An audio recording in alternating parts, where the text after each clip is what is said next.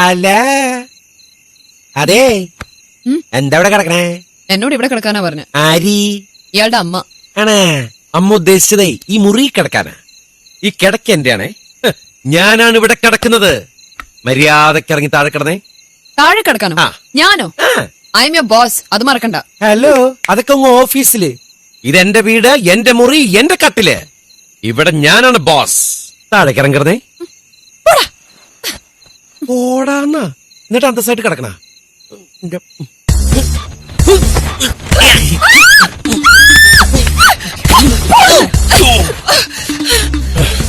You bloody pervert. ഇതാണല്ലേ നിന്റെ മനസ്സിലിരിപ്പ്?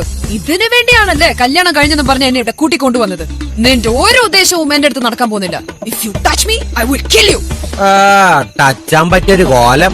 എന്റെ കിടക്കല് എന്ത് കിടന്നാലും ഞാൻ പിടിക്കും. അത് ഇഷ്ടമല്ലാത്ത ആൾക്കാർ ഏരിയനോട് മാറിയുന്നു. വേണമെങ്കിൽ ഇതെടുത്ത് താഴെ വിരിച്ചു കിടക്കും.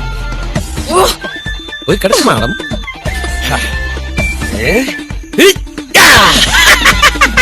എന്ത് രസം, എന്ത് സുഖം. എന്റെ കിടക്ക ബഹുവർണം. സുരേഷ് തിരിഞ്ഞു നോക്കി. മുറ്റത്തൊരുമായി ബോസ്. സന്തോഷകരമായ ഉല്ലാസ ജീവിതത്തിന് കിടക്കാനും ഇരിക്കാനും തലകുത്തി മറിയാനുമുള്ള വേളകൾ ആഘോഷകരമാക്കാൻ welcome to Manu's multipurpose bed. തറയിൽ കിടക്കുന്നവർക്കും പങ്കെടുക്കാം. ആഹാ, എന്തൊരു അനുഭൂതി. Nothing official about it. ഓഫീസിൽ ഞാൻ ആരോടും പറയില്ല. സോറി. എന്താടാ എവിടുത്തെ മര്യാദ? വാതിൽ മുട്ടാതാണ് കേറി വരുന്നത്. നിങ്ങളോട് ഉണ്ടാവും ഞാൻ ഓർത്തില്ല. മനങ്ങളില്ലാത്തപ്പോ ഞാൻ റൂമിൽ പഠിക്കുന്നേ. ഓ ആണോ? പോക്കോ പോക്കോ പോക്കോ. ഭാര്യയും ഭർത്താവ് കട്ടില്ല. പ്രിയചന്ദ്രൻ നിലത്ത് കിടക്കുന്നേ. ഇതിലെന്തോ ഒരു സ്പെല്ലിംഗ് മിസ്റ്റേക്ക് ഉണ്ടല്ലോ. സത്യം പറ, നീ ഞങ്ങളുടെ റൂമിൽ ഒളിഞ്ഞു നോക്കാൻ വന്നതല്ലേ? പിന്നെ മുറിയുടെ വാതിൽ തുറന്നു വന്നിട്ടല്ലേ ഒളിഞ്ഞു നോക്കുന്നേ? നീ കിടന്നതിന് ഉരുളൊന്നും വേണ്ട.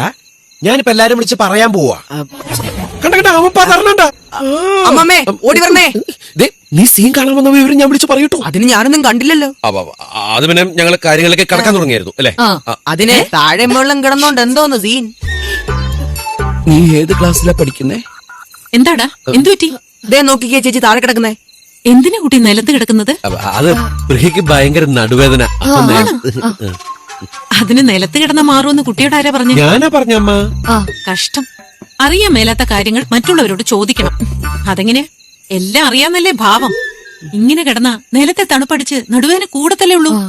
അതിനൊരു പലകയിട്ട് വേണം കിടക്കാൻ. അതൊക്കെ എനിക്ക് അറിയാവുന്ന കാര്യമല്ലമ്മേ.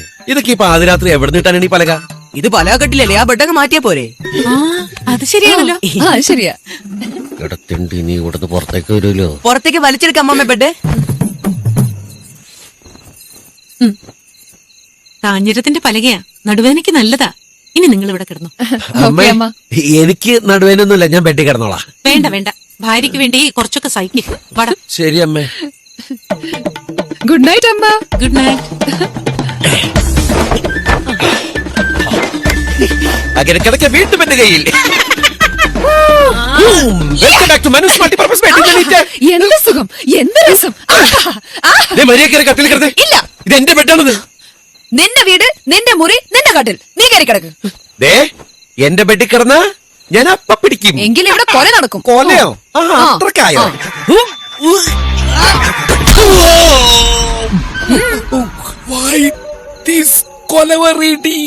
എന്നോട് കളിച്ച ഇങ്ങനെ ഇരിക്കും.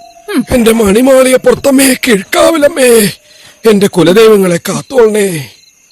നിനക്ക് ഞാൻ വച്ചിട്ടുണ്ടടി, നീ അനുഭവിക്കും. നിന്നെ നാളെ മുതൽ ഞാൻ കരയിപ്പിക്കും. അലറി അലറി കരയിപ്പിക്കും.